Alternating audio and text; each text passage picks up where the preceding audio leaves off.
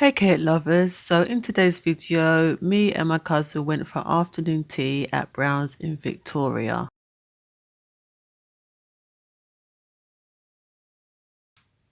Before I start with this week's review, I just want to say that going forward, I'm going to be doing more afternoon tea reviews across a wide range of budgets.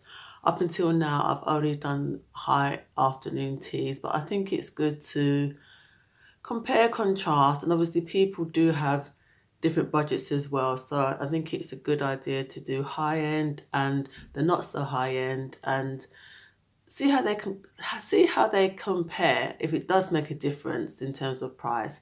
But then also, like I said, it's just for people who have different budgets. First off, I want to start off with the tea, the actual drinking tea. Why was the tea served in glasses? Um, I went with my cousin, and my cousin's a bit of a tea expert. And the first thing she said is, "Why is the tea being served in glasses? Why is it not being served in a teapot and, you know, crockery? Like these glasses are what you use for hot chocolates." The only thing I can think of is that Brown's is like a kind of brasserie restaurant type, so you're not going to get your, I suppose, traditional afternoon tea in terms of crockery. But I just felt it felt so weird drinking tea out of this tall glass. The tea was fun. I mean, I had two glasses of Earl Grey. My cousin had, I think she had a breakfast tea and then she had an Earl Grey. But also look at the spoon that my cousin got to, because obviously with these tall glasses, you need to have a tall spoon. Now, normally it's long, the handle's long, and then you have like the sort of teaspoon. Look at this spoon I gave to my cousin to stir the tea.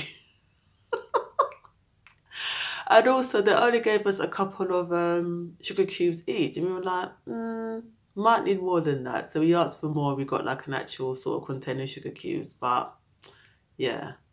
Okay, next up the savouries. Now it's a set menu like most afternoon teas are, but you can, if you have sort of certain dietary requirements, you can ask for things to be changed. So in this afternoon tea, they had prawn sandwiches, and I said to the waitress, I don't eat prawn. They had salmon sandwiches as well, and I said, that's fine because I eat salmon, but I don't eat prawn. And she's like, okay, we'll see, I'll talk and let the kitchen know and probably swap it out for more salmon, for example.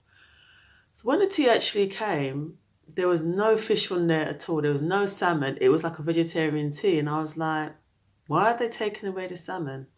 So when she came back, she said, oh, is everything okay? I said, not really, because there's no fish at all. There's no salmon. They took away all the fish. And she looked really puzzled. So I know that that's not what she told the kitchen. She went to speak to, she said, oh, I'll go and speak to my manager. So she went to speak to the manager, and she came back with these two. They're like kind of like oat cakes with the salmon on it, so that was fine. But there was just a bit of a miscommunication with the kitchen there. Um, they were fine. The savouries, the sandwiches, they were okay. Nothing more to say about them really. Right, on to the sweets, which is obviously my favourite part of afternoon tea. Let's start with the scones. The scones were awful.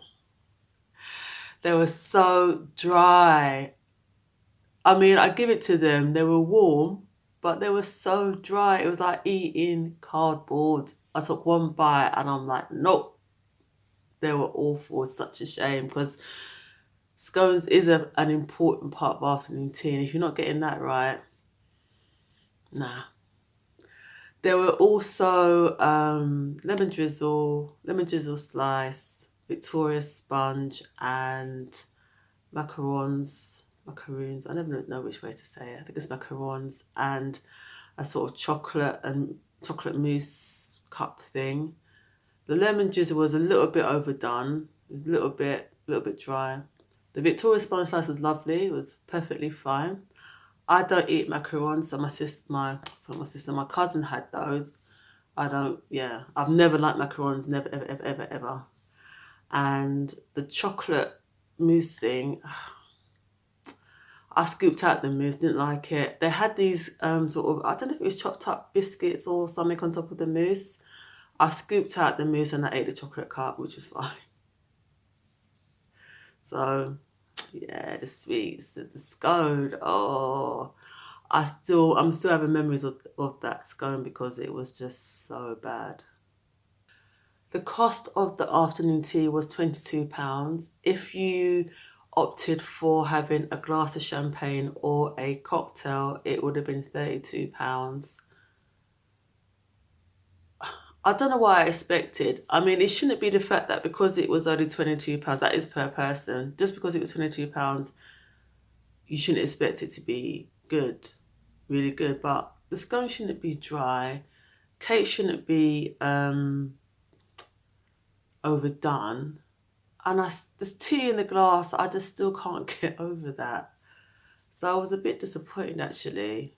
I'm hoping that more of the teas that I do at this end, at the lower end of the budget, that just because it's like a £22 tea, doesn't mean it's going to compromise at least like the flavour, you know. But yeah, so that's my review. Bit disappointing, really. Let me know if you've ever been to Brown's for afternoon tea. Obviously, I also do, most of the teas that I've done have been high end. So why don't you check out this video where I went to the Tiffany Blue Cafe, which is based in Harrods. I went for afternoon tea, Christmas 2021. So it's going to be a bit of a Christmassy video, but I hope you check it out. Until next time, Cake lovers.